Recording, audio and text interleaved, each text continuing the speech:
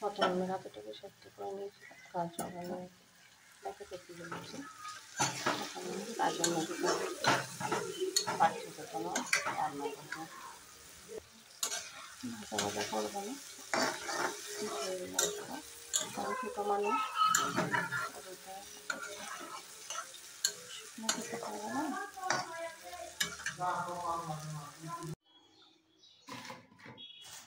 আমি আজকে এই ছোটো মাছটাকে রান্না করবো, আর এই মাছটা কিন্তু আমার অনেক পছন্দের।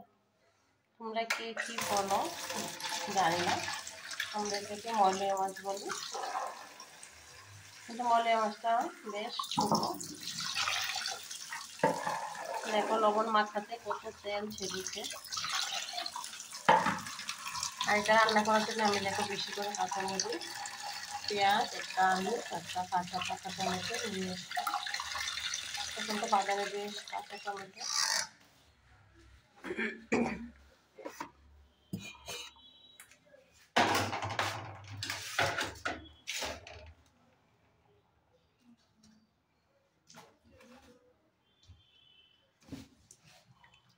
দেখো আমি প্রথমে আলুটাকে ধুয়ে নিচ্ছি, একটা আলু। এটাকে মধ্যে প্রথমে আমি সরিষার তেলটা দিয়ে দেবো, একটু বেশি তেল দেব। তারপর আমি এখানে আলুটা দিয়ে দিব।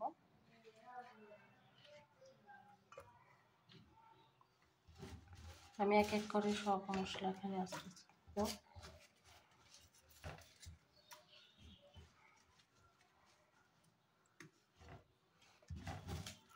পেঁয়াজ কুচিটা দিয়ে দিব আবার।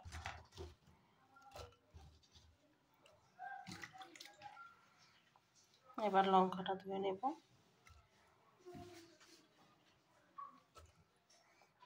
এই রান্নাটা একটু ঝাল হবে।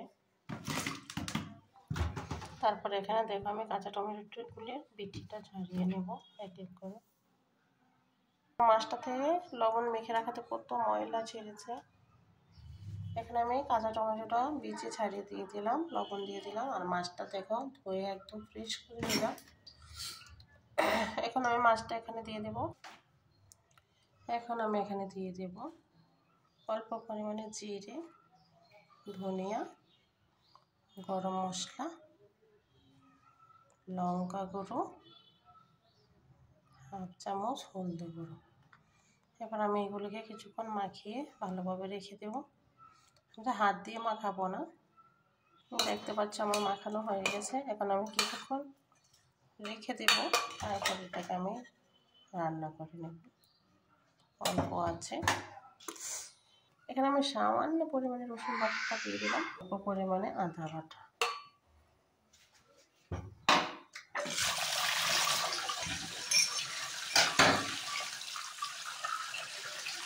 মাছটা সেদ্ধ হতে হলে এক কাপ পানি দিয়ে দেবো, বেশি দিব না।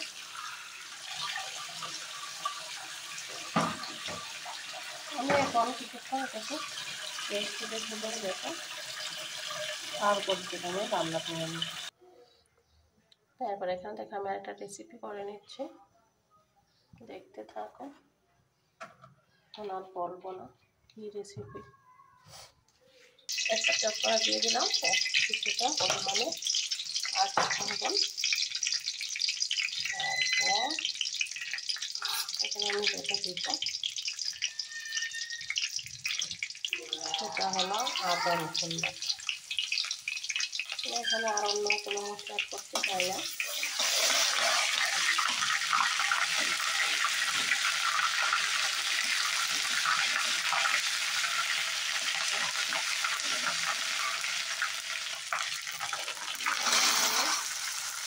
কিছু তেলের দিকে আমি ছেড়ে রেখেছিলাম, সেটা দিয়ে দিলাম।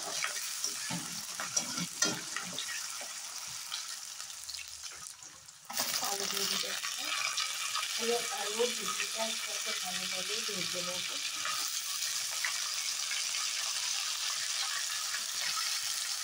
আমি এখন কোনো মশলা অ্যাড করতে চাই না, জাস্ট একটু হলদি করে দিয়ে দিলাম, সেদ্ধ হলুদ করলাম, জাস্ট অনেকটা পরিমাণে করে লবণ দিয়ে দিই।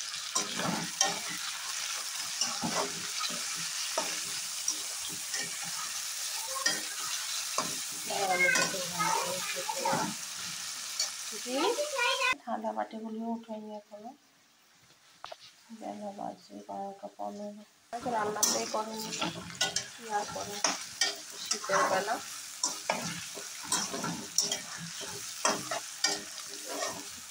কখন চলে যাবেন। সেখানে বেশ কিছুক্ষণ ভেজে নেবো, এগুলো কিছু আমার বাচ্চার জন্য রান্না করবো।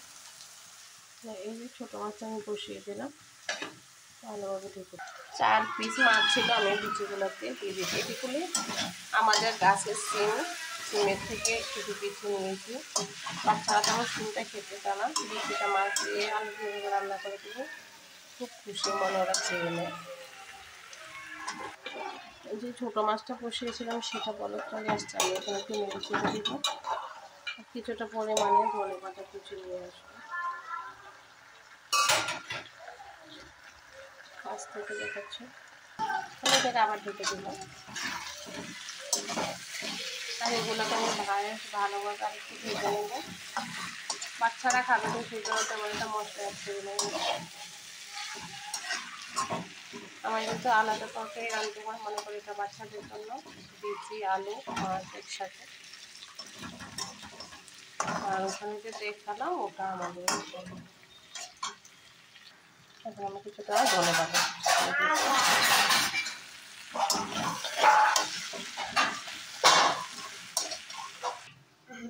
সুন্দর করে ল, বাটিটা ল।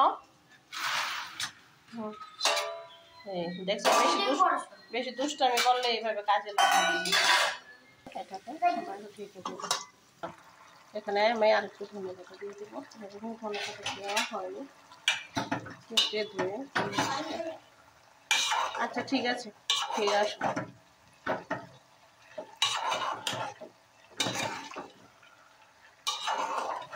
তুমি মাছটারও তুলা মাছটা নিয়ে দেখো।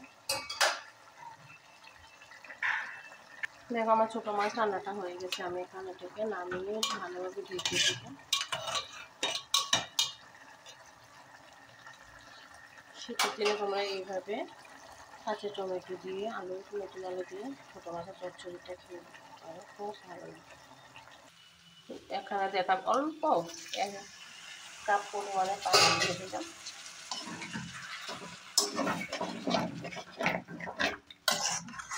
এখন তো বিচিটা সেদ্ধ হবে,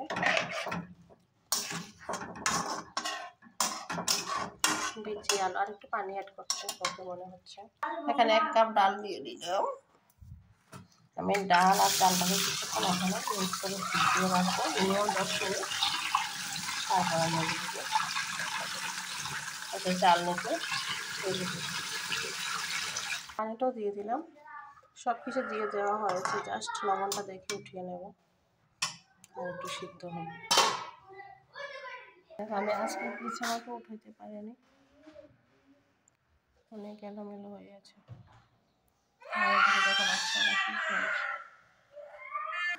দেখো এখন বলক চলে আসছে, আমি এখন আবার একটু মাছগুলি উল্টিয়ে পাল্টিয়ে দেবো, না হয় এক পিঠটা দেখা যাবে ভালো লাগবে খেতে, আরেকটা ভালো লাগবে না। আর আমি কিন্তু মাছটা একটু আগে কষিয়ে রেখেছিলাম, খেয়াল হচ্ছিল না। আসলে কি বলো তো, বাচ্চাকে নিয়ে একে একে সামলিয়ে ভিডিও শুট করাতে কত যে কঠিন। সিম মাছের ঝোলটা হয়ে গেছে, এখন আমি এটাকে নামিয়ে নেব, একবারে খাওয়ার জন্য রেডি।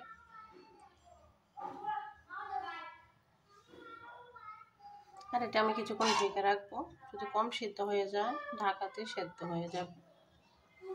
আর আমি এখন একটু চা খেয়ে নেব, এখনো চা খাওয়া হয় না, 12:30 বাজে। দেখো খিচুড়িটার জন্য আমি মেটস,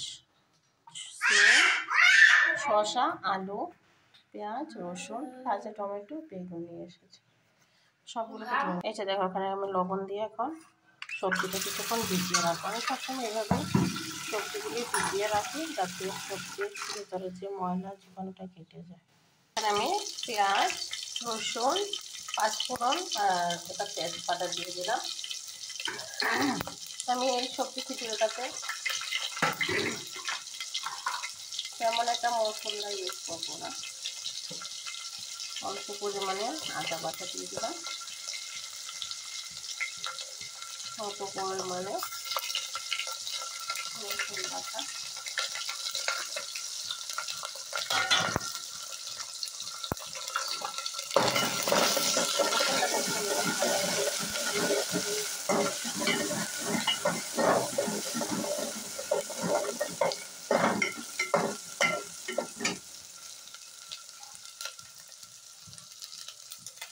কেটে ধুয়ে রাখা।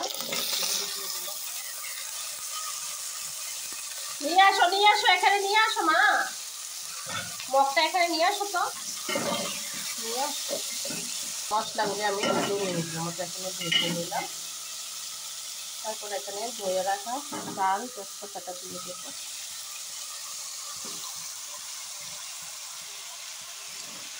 আমি চাল সবজিটাকে ভালোভাবে এভাবে মিক্স করে নেব।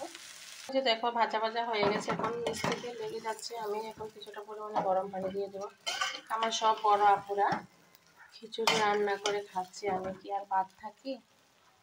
আমাদের সবার খিচুড়ি খাওয়া দেখে আমারও খুব ইচ্ছে করলো সবজি খিচুড়ি রান্না করা, তাই আর কি একটু রান্না করার চেষ্টা করলাম। আসলে আমি খিচুড়িটা তেমন ভালোভাবে রান্না করতে পারি না, বেসিক্যালি যেটা হয় নরম হয়ে যাবে, না হয় শক্ত থাকবে, মানে পারফেক্টলি খিচুড়ি আমার কখনোই হয় না, যার কারণে আমি খিচুড়িটা রান্না করি না, অপশনাল এটা আমার। এখানে আমি 1 মগ পানি অ্যাড করে দিলাম, গরম পানি। আর খিচুড়িটার উপরে আমি এখন কিছুটা পরিমাণে ধনেপাতা কুচি দিয়ে দিলাম। ধনেপাতা সিজন সব কিছুতে ধনেপাতা না দিলে আসলে খেতে তেমনটা ভালো লাগে না। খিচুড়িটা হয়ে গেছে, এখন আমি ঢেকে রেখে দেবো, কারণ এখন তো আর কেউ খাবে না, মিনিমাম আর 1 ঘন্টা পরে খাবে।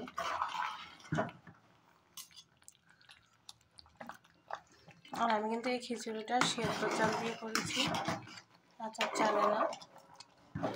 জানি না তোমরা কে কতটুকু এটাকে ভালোভাবে দেখতে পেয়েছো বা বুঝতে পেরেছো, জানি না। আমি একটু লবণ দিয়ে দিলাম, মনে হলো একটু লবণ দিলাম। কাঁচা লবণ খাই না, যার কারণে আমি তরকারিতে বা যে কোনো কিছুতে একটু লবণ বেশি দেওয়ার চেষ্টা করি। আল্লাহ হাফেজ, আজান হচ্ছে, এখন রান্নাটা নাও।